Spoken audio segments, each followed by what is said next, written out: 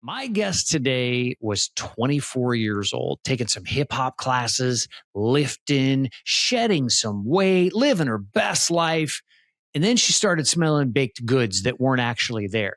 Turns out that the smell of ketones, when they pour out of your body, they do tend to have a smell to them. Who knew?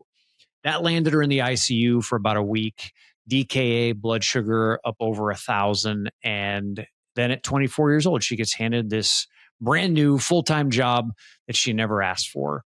Now, Amanda coaches women all over on how to move, how to eat, how to time their insulin so their numbers stop ambushing them. She's Amanda Mueller. You might know her as Bolus and Biceps.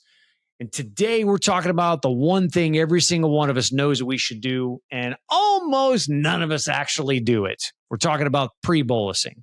This is your best T1D year. Welcome to your best T1D year, the podcast that's a mix of habits, a couple of laughs you need, maybe throw in some real sciencey stuff every once in a while, and there you go. Everything you need to live with type 1 diabetes and have some wins you can feel. Let's roll the episode.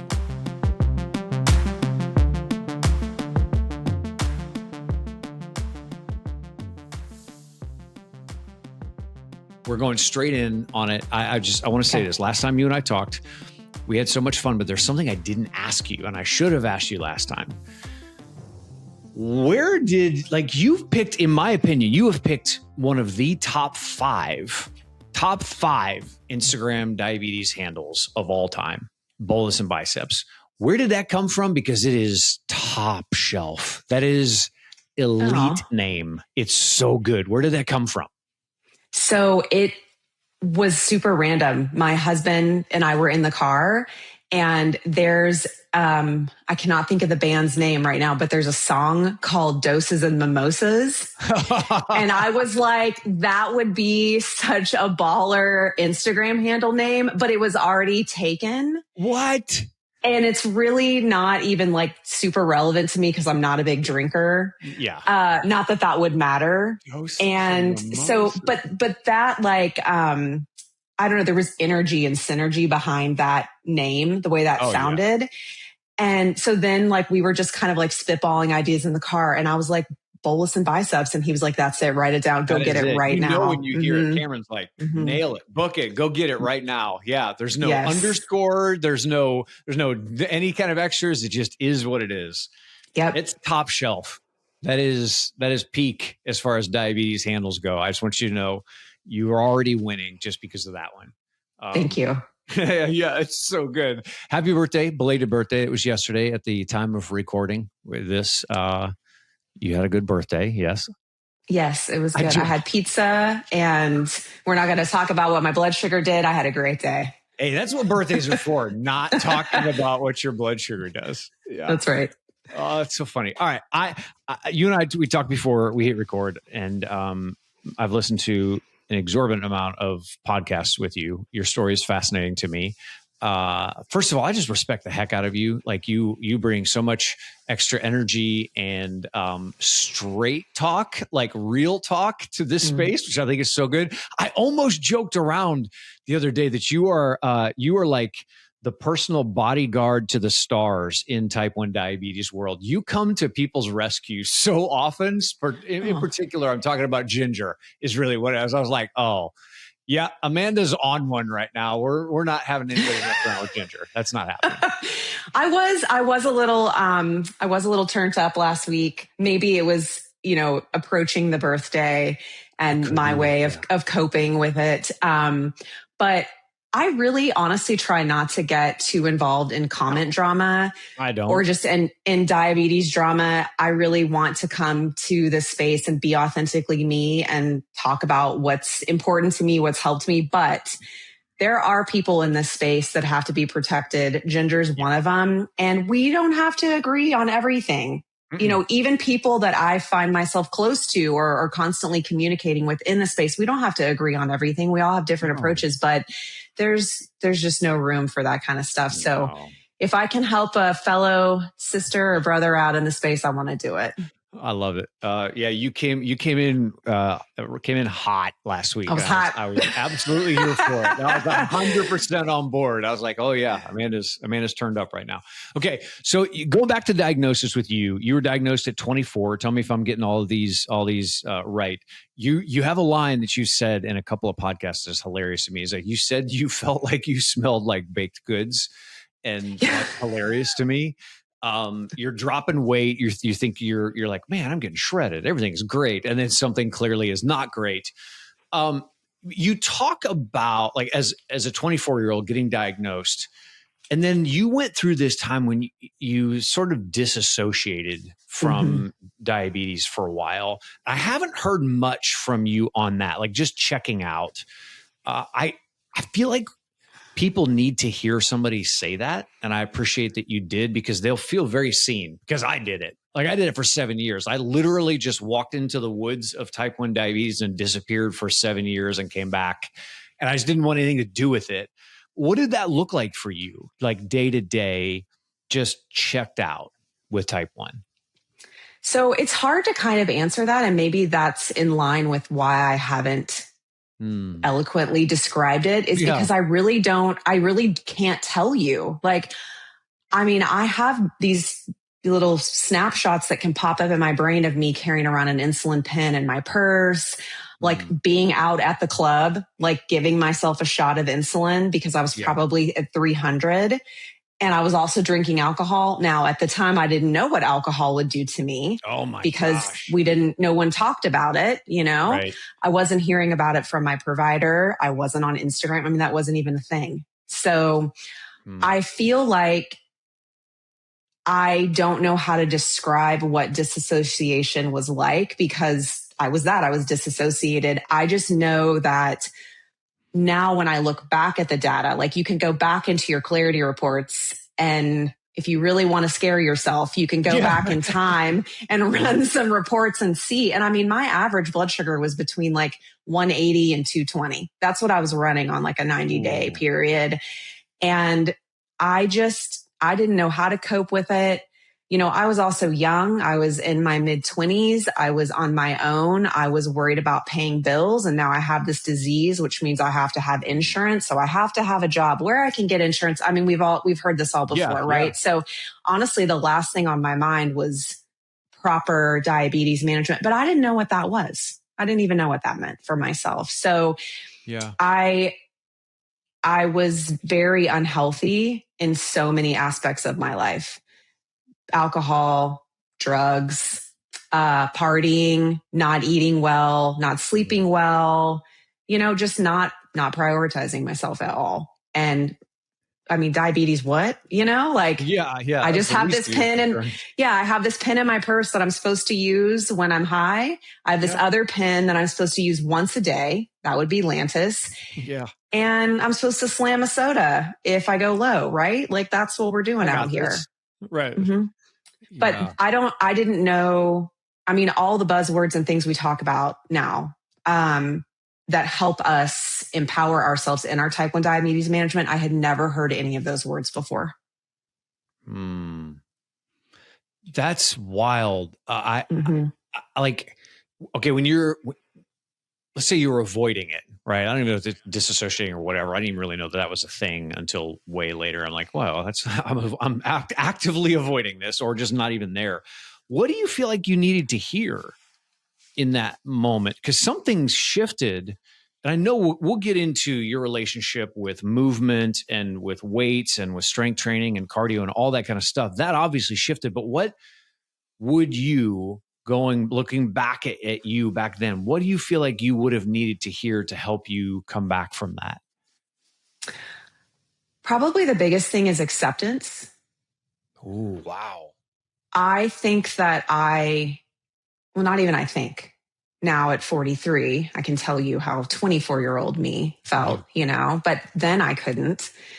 I know that I was putting myself in positions with groups of people and environments that weren't healthy for me, that weren't going to have long-term sustainable relationships and benefits to foster like who Amanda really is and could be with or without diabetes. Right. And that was because in those environments, those people were like, the more the merrier, because we're just all having a good time. Life's a party. Yeah.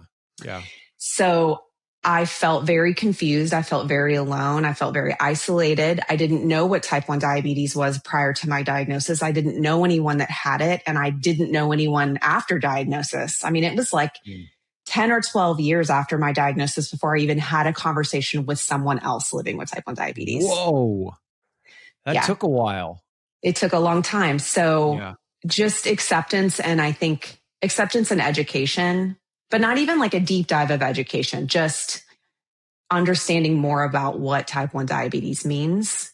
And I don't know. It was hard. It was really hard. Yeah, it's wild when I learn a little bit more about your story. You're like, okay, I need to prioritize myself, right? And then you focus on you. You go back to the gym. You meet Cameron with a K, right?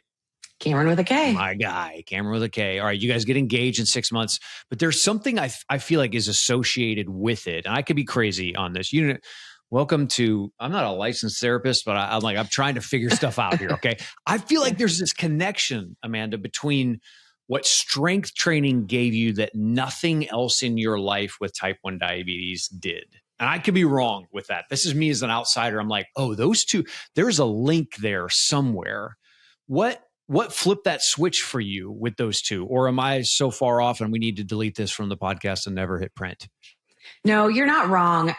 Getting more into strength training as like the primary focus of exercise came a little bit later, but it was involved in the initial approach. I was doing a lot more like cardio and cycling and things like that too, but I was really exploring exercise in general for the first time as someone living with type 1 diabetes. Right. I was very active prior to. I was active as a kid, but again, being diagnosed mid-adult, it was like everything I knew before didn't count anymore. It was all different. We were starting from scratch. Right. Yeah. So moving my body in a way that was sustainable and with healthy intention is really what changed it for me. Because for a long time, I was doing, like I mentioned before, things that were unhealthy, things that were motivating me, or I was being motivated for the wrong reason and moving in an unhealthy direction because I was so distracted and influenced by, as a lot of young women are, and men too, but a lot of young women are motivated by, chasing skinny, chasing thin, we're in our mid 20s, like, we got to be, finding a man and, all of those scary things that are real though. And so being able to just draw a line in the sand and say, I am stepping over this line and I am going to approach nutrition and exercise in a way that is going to support my long-term goals and build a foundation for me. That was really important. And that just snowballed into what other things fit in that bucket of like sustainable health. And that absolutely needed to be diabetes management, without a doubt. Yeah. When you're saying that, I hear, like we feel like we're kind of indestructible in our 20s. Like there is no, I'm going to the doctor and he's telling me, he's like, your A1C is in the 12s, man. I'm like, and is there like a high score? Can I go higher with this? Like, what do I need? Because I'm like, I'm unstoppable. But at some point you go, I probably need to have some sort of a long-term plan, which is like you found yours along the way. You're like, hey, what is my long-term goal? Is this sustainable? And then from there, you build out bolus and biceps. Okay, so you mostly coach adult women. I'm gonna say with type 1 or without it. Does it matter? With type 1. With type 1 specifically. Okay, why? This is probably a dumb question. No one's paying me to be a podcaster, and this is why. Was that like why that group of people specifically? I mean, you could probably coach anybody, right? You're certified. You have all the stuff. Like, why that group? So I have a full-time job outside of coaching. So I own and operate a boutique accounting firm. So that's what my husband and I do for work. So that is a true full-time job for me. And I am the janitor and the CEO, right? So like it's all encompassing. Right. Yeah. Yeah. So I don't have the capacity, to be perfectly honest, to be out there like in the streets, in the gym, like, offering training services or advertising even globally, like that I'm a trainer. But I want to provide the bandwidth in my own schedule to work with women living with type 1 diabetes who want to be able to find a way to empower themselves with movement and not sacrifice blood sugars while doing it. Yeah. So there's not, I mean, I wish my DMs and my little, onboarding forms were just blowing up and I didn't know what to do with myself. Cause I wish more people wanted to do that, but I'm here, I'm available. Like the link's in my bio, you just got to click it. Yeah. So I think that it's something that's so fearful amongst diabetes in general. Yeah. But as a woman, I just want to focus on training women. Okay. And people are afraid. They're afraid of what their blood sugars are going to do. Yep. We don't have any doctors, and I'm not even knocking our providers, but like our doctors they don't have the time. They're not equipped to handhold us through a workout. Right. So it's our responsibility. Could you imagine your doctor going through a workout with you? There's no way. There's no way. I cannot. Absolutely not. No. So it's something that we're responsible for figuring out how to do. And it has changed my life, not just my diabetes management and improved my overall metrics as a type 1 diabetic, but it's improved the way I feel about myself, the way I sleep, the way I eat, the way I can love myself, the way I can be present in my marriage with my partner and in other relationships. And it's just a part of who I am and my foundation. And it doesn't have to be overcomplicated. And I think a lot of people make it really complicated, exercise, movement. And so it's just because it's so much a part of who I am and what I do. I want other people to know like it's accessible for you without some wild, plan. Yeah. Like it doesn't have to be that way. It's wild. There's like this gap between what you're seeing is out there and the fear that is out there. And you're like, okay, fine, I'll build it myself. And your stuff comes across that way. You're not pushing something. You don't have this agenda. You're not trying to whatever. You're just there for people. Because you're probably not going to say this. I will. In your Instagram bio, you've got a link in there, and it's you have this thing called a movement menu. It is, I don't know, I lost track I stopped counting at some point of these different free guides for movement with type 1 diabetes. They are all free and they're fantastic. Like I went through and I've looked at all of these. They're fantastic. And I noticed that you just saw a gap from where people are at, what they're afraid of, and then what we have out there that is actually helpful. What is it that you saw? Like, and maybe it's a trend with women living with type 1 diabetes, but what is the one thing that you saw where women are coming to you and they're believing this about exercise and type 1 diabetes? It's just flat out wrong. What were we believing that isn't true? Oh gosh, the number one thing I probably hear is the fear of going low, and then couple that with I have to eat or treat. Yeah. And so my workout doesn't count. Right. And I actually recently made a little reel about this. Oh, I saw it. It's so good. And well, I appreciate that. It's funny because like it actually didn't get very much traction at all, which you know what? I'm not out there for the clicks or views. If what I said helped one person, then that's all that mattered to me. And it lives on my page. It's there, if you want to watch it or rewatch it, if you need it. But I think that is like the biggest misconception I hear among people. And again, especially among women, because as women, we have this like constant thing in our ear about the way we should look, what size we should be, how much we should weigh. And I'm like, get that out of here. Right. Yeah. So thumbs down. So I don't want women or again, people in general to feel discouraged because they have to have a snack or food. So we'll just say nutrition, because you have to have nutrition immediately coupled or associated with your movement. You're not breaking any rules. You're actually improving the stimulus that you're creating and the long-term benefit of working out.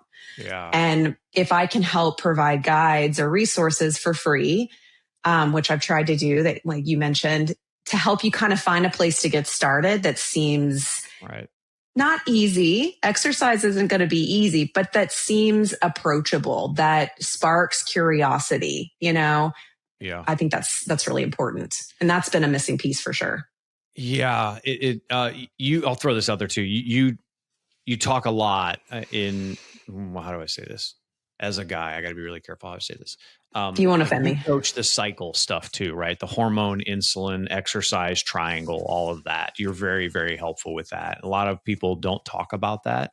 And I think that's fantastic as well. I can't talk about it as much, and probably no one would listen, and I would get deleted off the internet very quickly if I tried. So, okay, we're talking about pre-bolusing this month and next month, and what's so funny to me is like we all know about it. Everybody knows we should do it. Almost nobody does it consistently, and I'm curious, before you, this is not coached, right? You and I we've not pre-built this. If you could, in Amanda terms, no textbook, no syllabus, no whatever, what is pre-bolusing and why does it matter? So pre-bolusing to me means that you are delivering your bolus for your food prior to actually eating that food. And that time is going to be based on a lot of different factors, and it's going to be very individualized. Okay. But it's so important. Again, this is how I feel and think based on my lived experience. Also, there's science behind it and statistics, but we don't have to go there. Yeah. But it's so important because, food is going to act so much faster in our body, depending on what we're coupling it with or what kind of carbohydrate we're eating, than this, engineered version of insulin that we're injecting into our body, whether it's through MDI or through, an insulin pump therapy. And I think one of the biggest things that's not talked about is insulin timing and action and duration. Oh my and gosh. There is science behind that. I mean, and so if you can have a brief understanding of how that insulin timing works, right, coupled with your meal, then you understand why a pre-bolus is so important. Yeah. Like I have found over the years that people don't understand how long insulin takes to kick in. Because you're like, if you give a bolus, or if you're on injections or a pump, you're like, I hit the button and it gives me this insulin. In our minds, we think, okay, the insulin is in now. And I'm like, bro, it hasn't even entered the chat. Like it's going to take so long. And the other thing that we don't realize is how long it's actually in there. So it's sticking around longer than a lot of us actually think. Now, granted, it's effectiveness, its efficacy is falling off, but it's still there. Why do you think people don't pre-bolus? I have my hunch, but I'm curious if we align on this. So I think people are fearful, and I will circle that back to what I just said about just the understanding and educational piece behind how insulin timing and action really works. Mm-hmm. There is sort of a peak and then a tail end, or the valley, if you will, of it. And I also think that there is a lot of responsibility that comes with pressing the button, like you just said, of delivering that insulin. I mean, when you really think about it, like, it is a lot of responsibility that is put on us as the individuals to make that decision that I need insulin. How much insulin do I need to give? Yeah. Stop right there. Tap the brakes. Uh-huh. And then you think about, well, when am I supposed to deliver that? And I think that creates immediate paralysis in people and fear to do it. So we have just the fear of insulin that exists in general, and because people are generally afraid of going low. And then we have the missing piece of, how does insulin actually work? Because I can tell you right now, and again, I'm not trying to dog providers out there, but I did not learn about insulin action in a doctor's office. Nope. They don't have time, Amanda. Like, right, they don't. When you realize, like, I've had the privilege, a very privileged ability to be able to talk with so many providers, interviewing them, documentaries, short films, that type of thing. They feel severely limited in how much time they're allowed to give you, because they've also got another person in the room next to them. And if they can hit the main things, it's like, why don't they talk to us about insulin timing and peak, because if they had to juggle between you're not counting any carbs or your pump settings are wrong or whatever, they're like, I got to pick the lesser of the two. I got to pick the one that's going to matter the most. And they think that's it. But all the other stuff they can't get to. When your clients tell you, I'm assuming that they do this, but let's say if they tell you that they're afraid to pre-bolus, I get it. You're not having like a doctor session with them, but I'm sure this stuff comes up. Like, what's the first thing you say to them? What's the first move if they say they're scared to pre-bolus? I would invite them to set themselves up in a position where they can try, again, sparking curiosity that feels safe to them. So like maybe when you're out to dinner at a restaurant is not the first time to give pre-bolusing a try. We got to control what we can. And so you're way more likely to have control at home when you're preparing the dinner. It's a meal you're familiar with. You've dosed for it before.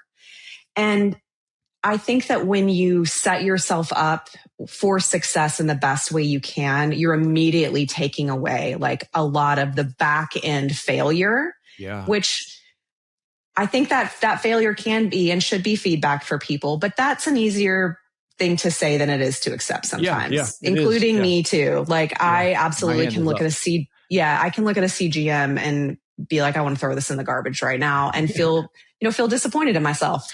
But if we can start practicing, I would invite them, start practicing in environments that feel more safe and more controlled for you. But you got to start. You got to start somewhere. I mean, you're either gonna, this is really blunt, but like, you're either gonna do it or you're not. You're either gonna try it. You're either gonna try it or you're not. I mean, it's true. So I don't want to dismiss or diminish someone's fear or hesitation about it. But if you're like, but I go high at every meal, I always come back down and in range, but I go a little bit higher than I want. Well, if you're going to look at, you got to look at your graph and say, I could fix that with a little bit of timing because that's the way insulin and food work together. And you're going to do it or not. You are. There's a study. I'm giving away all the secrets now for the next 2 months of podcast episodes, but why not? There's a study out there that said that if you dose 15 minutes earlier, the average after meal spike gets cut by 50 points. That's the average of all the people tested. And you look at that and you go, that number I can I'm not that smart, Amanda, but I can wrap my mind around that number. I'm like, wait a minute, I can cut that post-meal spike by about 50 points if I go 15 minutes. And that's not a go 15 minutes, you're going to cut it by this. It's different for all of us because we've got to figure out, it's not the same 15 minutes for everybody. But the other side of this, the research showed, and I didn't realize this, 27% of us living with type 1. No, hang on. I need to get this right. 27% of the time as we're going throughout our day, we will forget to bolus until after the meal has already been eaten. 27%. That's the average. Like that's the average of people living that they, and there's several thousand people that they researched. So you've got people that are on the fringe that will actually pre-bolus. And you've got a big group of people that will actually bolus when they eat. But 27% aren't even bolusing until after they're done eating. I'm like, you can't win that race. You'll never catch up to that food. That insulin is too slow. I know that there's ultra rapid insulins, but the number of people using those is so small compared to the regular rapid insulins. And I know you got the Afrezas and things like out there, but how do you help people figure out, like, how would you explain this to people to like, how do you start trying to pre-bolus, like in a real practical sense? So I think that a lot of times one of the first things we need to address or think about is the planning piece of it. Because when we talk about pre-bolusing, now it's like, okay, well, I already have to bolus for this food. And I'm a little bit like jaw dropped by the statistic you just threw down. That's higher than I thought it would be, but I'm not surprised. It is scary. So we're telling people, or people are telling us, like, we've got to bolus for our food. And now you want me to pre-bolus? Like, oh my God, you're giving me something else to do. But if you were like, I cook dinner every night, wouldn't it be a giant pain in the butt to have to go to the grocery store every time, every night, right before you have to cook dinner to gather the supplies? Yep. Wouldn't it be easier if you took the time to do a grocery haul once or twice a week and then you have everything ready to go? So where I'm going with this is if we take a little time in preparation ahead of time to set ourselves up for success, we may not get it right. We may have forgotten one of the ingredients. We can figure it out. We can be scrappy. Yeah. We're not playing catch up with all of these other consequences that really actually take up more of our time and energy on the back end. So if you don't pre-bolus and you're consistently going high after your meal and you're frustrated about it, so now you've got the frustration. And now you're thinking, okay, do I need to go for a walk? Do I need to give more insulin? Like, what do I need to do? I guarantee you that whatever's going on, mind, body, soul for you, dealing with the frustration of that high after your meal is more effort than if you had taken the time to just pre-bolus a little bit ahead of time. Yeah. But you gotta practice it. You've got to build trust in that. So all of that's way easier said than done. Yep. But I do believe that if you put it into practice and you give it a try, you experiment, then you'll see that what I'm saying is mostly true. Because then I think we find ourselves like rage bolusing later. Oh, yeah. And let me just say, more insulin does not make the insulin work faster. No, it can't speed it up. Right. It doesn't speed it up. And in fact, more insulin later just slows us down because now we're probably going to have a low and then we're going to be on the roller coaster. We're crashing, we're snacking. And now we're just mad and, we're Kool-Aid Manning through the door, right? That's what's happening. So I really like to take the approach of like preparing ourselves and setting ourselves up for success like we would do with anything else. Mm-hmm. And mentally, I think that can be a great place to start. Now, putting it into action, baby steps. Maybe your pre-bolus is 10% at 5 or 10 minutes, versus 50% of your meal at 25 minutes. Give yourself a scale that you feel comfortable with trying, and then also be able to look at those metrics or look at that graph and see how that little effort made a little bit of a difference. And then maybe you'll feel empowered to push it a little bit further the next time. But doing anything in a little bit in moderation is better than doing nothing at all when it comes to this. Trying it. What's so funny is I'm sure you've had people that you've coached that the first time it doesn't go well, that response is, see, I told you this is going to make me go low, because it affirms all of our fears. But also if we try the whole thing the first time, it is a little bit too much. I always tell people, like, if you were going to, the meal is coming out and it's going to be whatever. If it's you got to take 3 carbs, 5 carbs, whatever that is. If you're taking 3 units of insulin, I always tell them, cut it down to 1, pre-bolus with 1 and watch what that does. Your likelihood of messing everything up with 1 unit of insulin. And then you start to see, you're like, oh, wow, the whole world didn't fall apart. I didn't go. So next time I'll go to maybe 1.5 and take your time to get there, because the only thing that helps quell some of that anxiety is some reps and trying it yourself, which is, I'll be honest with you, man, it's one of the most frustrating things about living with type 1 is I would ask a clinician or something a fairly straightforward question, and they would be like, well, that answer is different for you than it is for somebody else. I'm like, well, screw me. I need straight facts. I need to do this.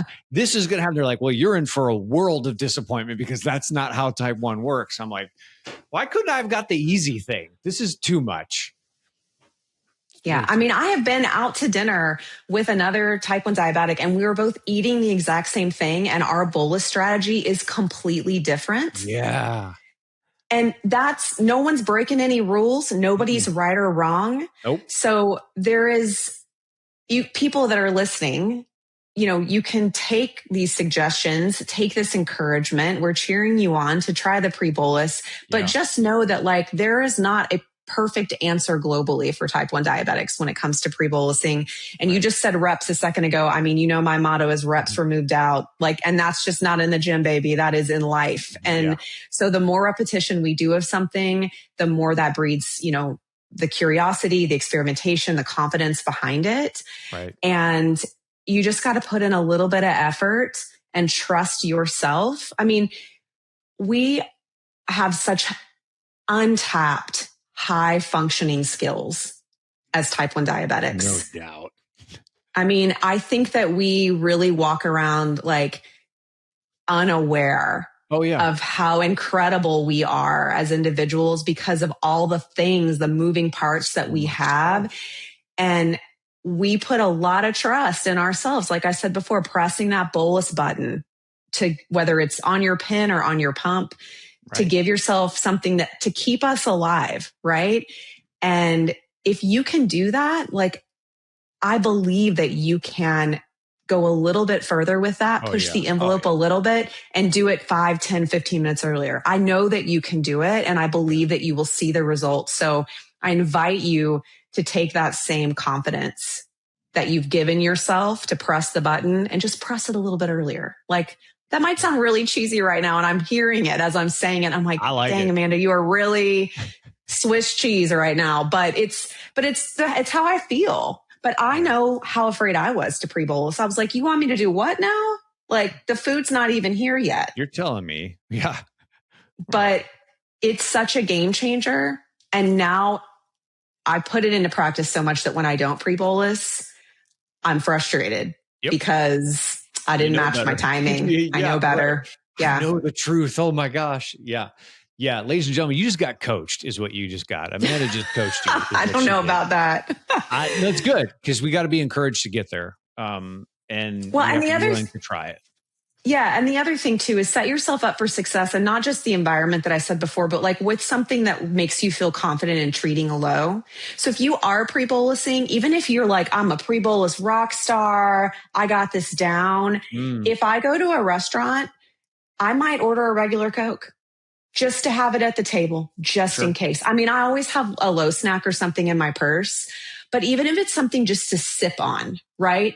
That gives me that confidence so that if I've given myself that pre-bolus, but I'm feeling a little insecure about it, maybe the restaurant's a little bit busier, I've got a backup plan that I can take in slowly without putting myself in that roller coaster immediately by, using like a full treatment or something. So that's something else I would recommend. True or false? Fast answers, clear thinking. Let's test those myths.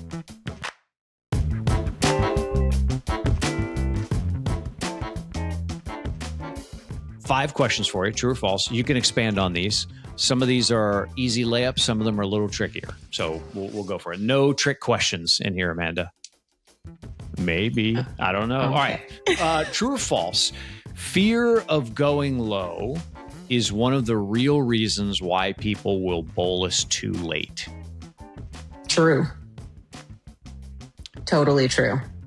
Yeah, it's a deep-seated fear. This is not like everything could go wrong. The what if, the possibilities. And if you've experienced it before, that muscle memory doesn't go away soon. You remember what that felt like. You're like, I'm not going back to that. I'm not trying that again. Yeah. I mean, I recently chatted with somebody in DMs that said my blood sugar is like, I'm constantly running at 180 after my meals, during my meals. And I said, hey, at the very basic level of this, like if your blood sugar's too high, you don't have enough insulin. If your blood sugar's too low, you have too much insulin. So if you're constantly running high, you need a little bit more.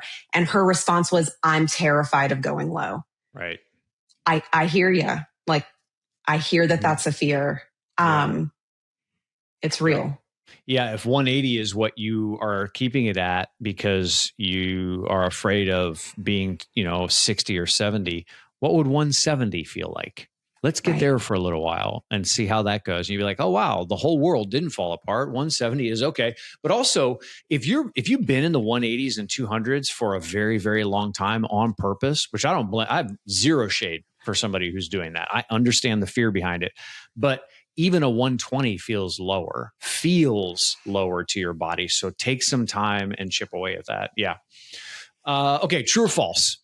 This is a tricky one. If you are on a closed looped pump, you don't really need to pre-bolus anymore. Oh, that is a lie. False. I mean, Yeah. I'm assuming when you say closed loop, like I'm on the Tandem Mobi. So I use the Tandem algorithm. So just for clarification for everyone, I think that's the kind of algorithm you're referring to. Okay, perfect. Correct. So I have been on a version of a closed loop system between Tandem. So I was on the T-Slim, then Omnipod, and now I'm back on Tandem with Mobi. Okay. And yeah, I mean, I pre-bolus for almost every single meal. Right. And I can lean into that algorithm to help protect me in the back end if maybe I overdid it, or, maybe I'm going to be more active after that meal, or maybe I was more active before the meal to kind of adjust. But I mean, the responsibility of insulin delivery, especially for food, does not get taken off of our plate because we're on a closed loop system. Like we are in control. We're in the driver's seat. It doesn't know what you're eating. It doesn't know what you ordered. It doesn't know, that pump doesn't know what kind of exercise you just did. There's so many intangibles. It just doesn't know. They are smart, but they're not that smart for sure. Right. I don't know what this is, number 3. Strength training is better for blood sugar than cardio. True or false? True. Wow. We got a straight answer out of you. I am shocked. Canceled. She got canceled after this episode dropped. Tell us why before we both get deleted. Okay. Hey, I'm not hating on cardio. I think that cardio, I mean, it's right there in the name, cardiovascular health, right? Like great for endurance, great for heart health. I mean, sometimes you just need to like pound it on the pavement. You know what I'm saying? Like I get it. But strength training is what's going to increase muscle mass and bone density. That may not have anything to do with type 1 diabetes in terms of like glucose uptake, but just like for living, right? Aging, pulling yourself up off the potty by yourself, right? That's all important. of that, which is super important. That's where the muscle growth happens, which is where the long-term glucose uptake happens, which means long-term insulin sensitivity. Now, if you are a runner, like you run every day or consistently, like you're not a weekend warrior runner, or like, I do a running class once a month or once a quarter for fun, you are going to have more increased insulin sensitivity because of the running. Right.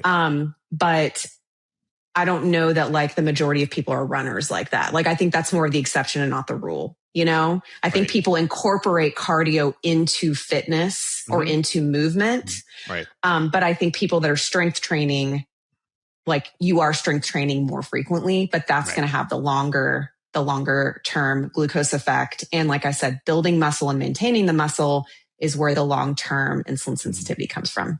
Yeah. Yeah, building up that skeletal muscle mass really helps in your glycogen uptake. It helps in your body's ability to process your stored glucose. There's so much there. We could spend the next hour talking about that. Okay.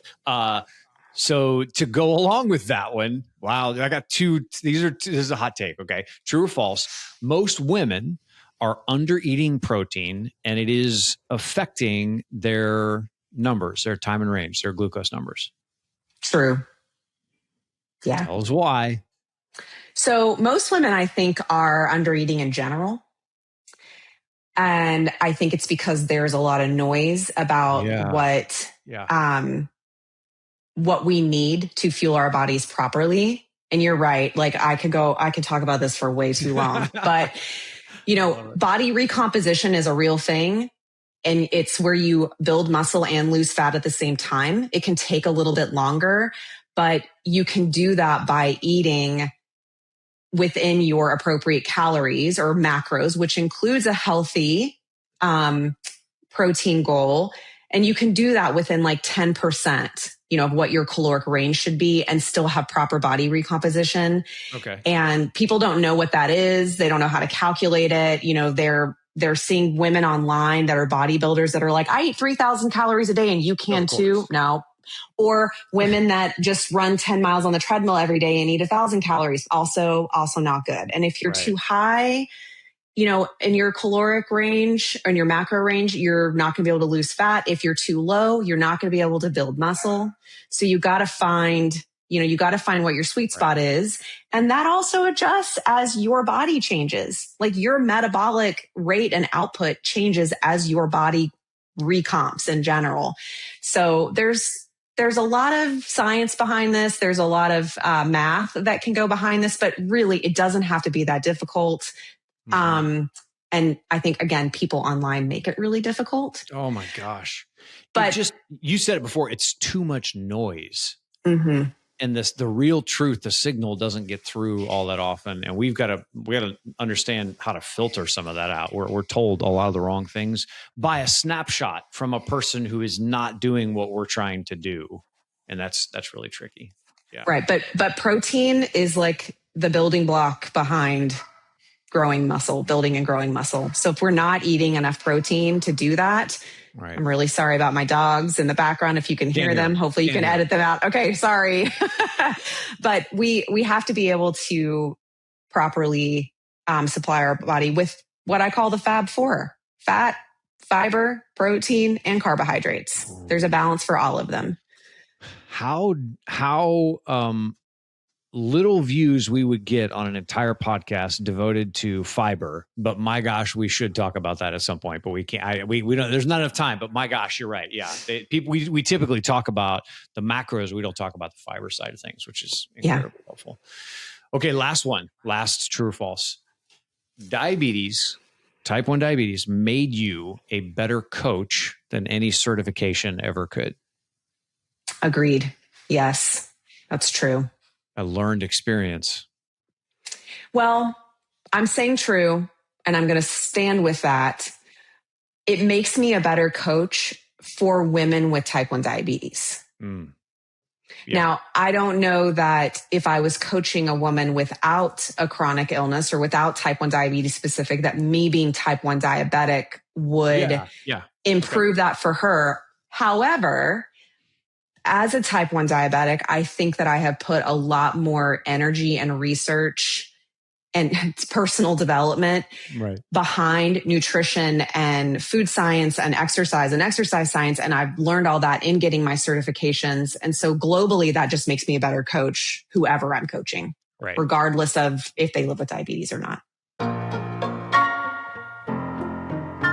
Welcome to the Diabetes Confession Booth. 60 seconds to drop some facts. No judgment, only family in it. You don't have to put your hand on a Bible. You don't have to, swear on your Tandem Mobi or whatever, but this is how it works, okay?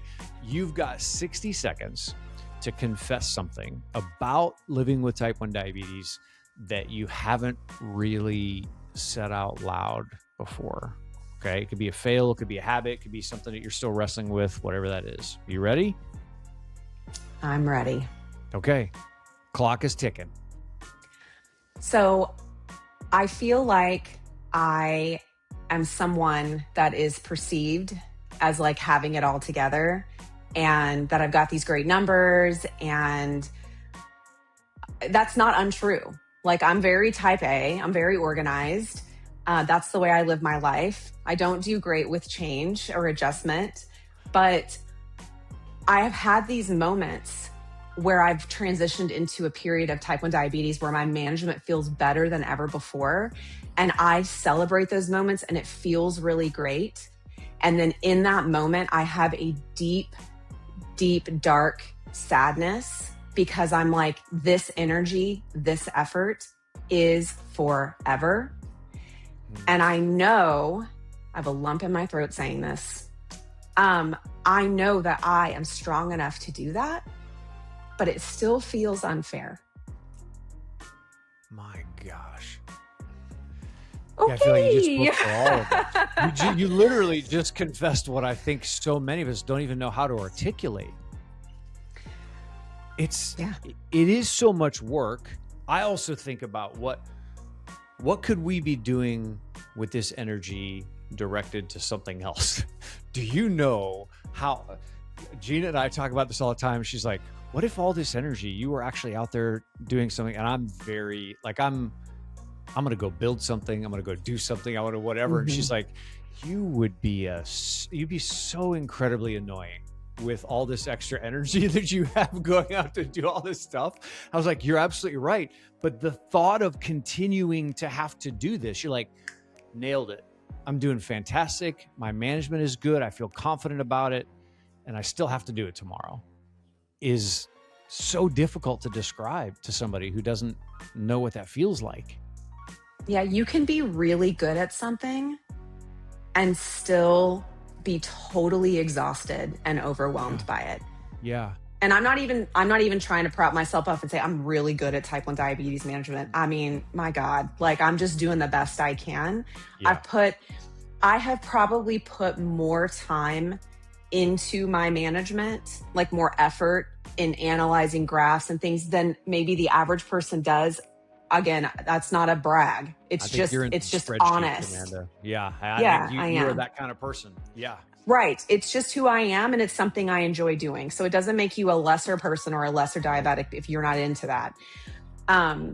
So I recognize that, like I've done that to myself, but yeah, I'm just saying, like you can, whatever your skill set is. I mean, you could be an incredible carpenter and still go into your wood shop and be like, oh, not today, man. Not today. Yeah. Yeah. So would it be safe to say then that even though you feel confident about how you're managing type 1, that doesn't take away from the fact that there is a weight to it that you still feel no matter what? It's not like it's weightless now. It's not like, oh, I've got this locked down, I don't need to worry about that. No, it's the same for you as it would be to someone who's not managing it well.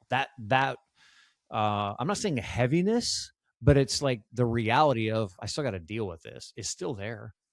It's always there. And I will, admit that I put things into place that allow that management to feel more easier-ish globally for me. Yeah, ish. But it doesn't mean that those efforts behind it, now those efforts are stacked up. So that takes work too. Mm-hmm. So maybe the graph looks a little bit smoother more days. The time in range is bumped up, 2%, which is fantastic. But what are the efforts behind that? Again, there's still effort, which means work. So it doesn't go away. The fastest 5 minutes of your life starts now. Quick questions, sharper answers, bragging rights pending. Just you versus every other guest. Palms are sweaty. Where's the spaghetti? You're very competitive, Amanda. This might be a bad combo, though, because if you're very competitive and you're chatty, that is a difficult combo with this one. So here's the deal. We are going to ask as many questions in the next 5 minutes as we possibly can. You have to answer all of them. You can expand on them, or I can just keep moving right along. I have 40 questions. No one has gotten past 28. Katie Beth Hand has the record right now at 28. So if you beat her, congratulations, you'll be our new reigning champion. Okay. I'm going to hit start on the timer and we will rapid fire. Here we go in 3, 2, 1. If you're at a gas pump and the pump says see cashier, are you staying or leaving? Leaving. Okay. Question number 2. Would you rather throw up confetti every time you laugh too hard or burp smoke dramatically during a serious moment? Burp smoke. Okay, that's great. Number 3, how do you slice your sandwich? Straight, diagonal, or no sliced at all? Diagonal. Absolutely. That's the right way to do it. That's good. Thank you. Appreciate that. Number 4, what is your favorite lift in the gym? Oh, overhead shoulder press. OHP. Okay. Number 5, what is your least favorite lift that you make your clients do anyway? Hip thrust. That's so mean. All right. What is your go-to fast carbohydrate for treating a low? It's a tie, Elevate or Glow Gummies. You can't go wrong with either one of those. Those are both fantastic. No, thank you very much. Both winners. Number 7, are you a tandem Mobi ride or die, or are you willing to try something else? Totally willing to try something else. Yeah. Okay. Tandem. Hope you're listening. Number 8, what is one diabetes myth that you want gone forever? Oh, that you have to treat at 70. Oh yeah. Why are we doing that? Don't treat with, 70s are fine. Okay. Sorry. Number 9. Are you a morning person or a night owl? Morning. Brilliant. I go to bed at 8 o'clock. Okay. So hilarious. All right. Number 10, what is your go-to coffee order? Oh, I'm black coffee. Won't drink it any Straight other up way. black coffee. What coffee do you like? Straight up What is it? Just whatever my husband buys. It's Keurig for him because I don't have time for anything fancy in the morning. Straight black coffee. Great. Like a punch in the face first thing in the morning. That's why you're a morning person. Number 11, what is the last movie or show you watched? I Will Find Him, or I Will Find You is what it's called on Netflix. Any good? Yeah, it was good. We just finished it last night. Okay, very good. Number 12, what is a song that gets you through that last set, the last difficult reps? Nothing's Gonna Stop Us Now, Starship. Ride or Die song. Okay, absolute banger. Got it. All right. Number 13, what is your favorite thing about coaching women with type 1 diabetes specifically? Seeing them light up when they understand like that they can move their body without sacrificing healthy blood sugars. I love that. I love that. Number 14, is throwing a banana peel on the ground littering? Yes. Okay, you seem very confident about that. Number 15, cardio or weights, if you could only keep one of them? Weights. Next question. That's an easy one. Okay, number 16, what does your husband do that makes you laugh every single time? Oh my gosh, Cameron makes me laugh all the time. He's just a jokester. I don't even have anything specific. Like I'm so uptight and he's so funny and relaxed. That's good. I like him. All right, good. Number 17, who do you want to play you in your Hollywood biopic? Oh no. Anne Hathaway. Oh, not bad. Not bad at all. Okay. Number 18, one food that you refuse to feel guilty about. Pizza. Yeah, I was going to say happy birthday to you. Number 19, what is the Texas thing that you will defend to the death? Oh, that we're loud and proud. Yeah, you Texans are very loud, 100%. Number 20, you have 50 seconds. Number 20, who is a dream client you'd love to coach? Oh my gosh. I don't have anybody specific, like any type 1 diabetic woman. Honestly, like I know that I feel like I'm cheating with that answer, but I really mean it. Like if you are afraid to work out, I want to help you. Yeah. Okay. All right. Number 21, what is a diabetes tool you wish existed? Oh, shit. Sorry. I wish that there were just more algorithms that showed you like a farther zoomed out view of like where carbs and insulin duration, all of that was headed. Okay. Yeah. All right. Most overrated fitness trend, number 22. Pilates. Okay. A movement you think every type 1 diabetic should be doing? Walking. Okay. A number on a scale or time in range? Which one matters most? Time in range. Yeah. Last thing that made you cry? A mayonnaise commercial. Oh gosh. Last thing that made you laugh out loud? My husband this morning. Okay. Pre-workout snack of choice. 7 seconds. Pre-workout, a full meal. Actually, I ate a full meal before I work out. Okay. Lifting in silence or full playlist? Full playlist. God, right there. All right. You're tied. You're at 28. Tied. Damn it. I was too chatty, Neil. I was too chatty. It may be, that might be like getting a 4-minute mile. It might be that wall that we can't break, the break 30. I don't know. We haven't got past 28. You were right there. This has been amazing. I hope everybody follows you and learns from you. If I could like pass you the microphone and just let you get on a soapbox for a minute. If there's something that a woman with type 1 needs to hear, if they're scared to start moving, if somebody's trying to pre-bolus for the first time tomorrow, like what would you want to say to encourage people? How do they find you? So I would say that I'm 43 years old. I was diagnosed at 24. So I'm about to enter my 20th year. And I was 38, 39 before I just peeled back the onion and said, what is this diabetes thing? What is this thing I've been living with for so many years? And I feel like a new person in the best way possible. And I have learned so much in just the last handful of years. And it's taken a lot of hard work. And I put in a lot of time and research. I worked with a coach, like a diabetes coach. I fired my endocrinologist that I'd had for 15 years and now work with somebody else that has more time and resources specifically about diabetes. And I'm saying all this because I want you to know that it's never too late to get started. And maybe you feel like you've got your diabetes dialed in, but you are scared to death of exercising. It's never too late to start, like ever. And I'm here for you. You can find me at Bolus and Biceps on Instagram. As Neil kindly mentioned before, the link in my bio, there's all kinds of stuff that you can download for free that maybe will help you get started. But I'd love to talk with you and just help you know that no one is coming for you to save you. Nobody. So it's really hard. Like, it's hard truth, but it is the truth. Like, no one is coming to save you. Everyone is so wrapped up, more so ever before, in themselves. And I'm not even saying that's a bad thing, but we have to be able to look in the mirror every day and know that, like, the person looking back at us is fully in charge of us. Yeah. And there's diabetes should not limit you from living the life you are pursuing, because you deserve it and you can do it in very small steps. And I'm here for you. And if you want to talk about it more, just send me a DM. Amanda, you're one of the realest. I would tell everybody who's listening to this, one of the best follows they will ever make is to follow you on social. And, you know, when Amanda says that about her, you know, her link in bio, that immediately we have a bit of cringiness in us. We're like, oh God, no, whatever. She's not selling anything. You're going to get in there and look at all this stuff. And you're like, wait, what's the catch? There's no catch.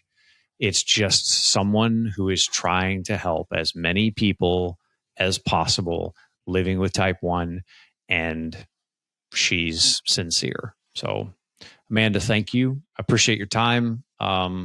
I always thought like Bolus and Bacon would be a fairly decent name, but Bolus and Biceps far more appealing. I agree, 100%.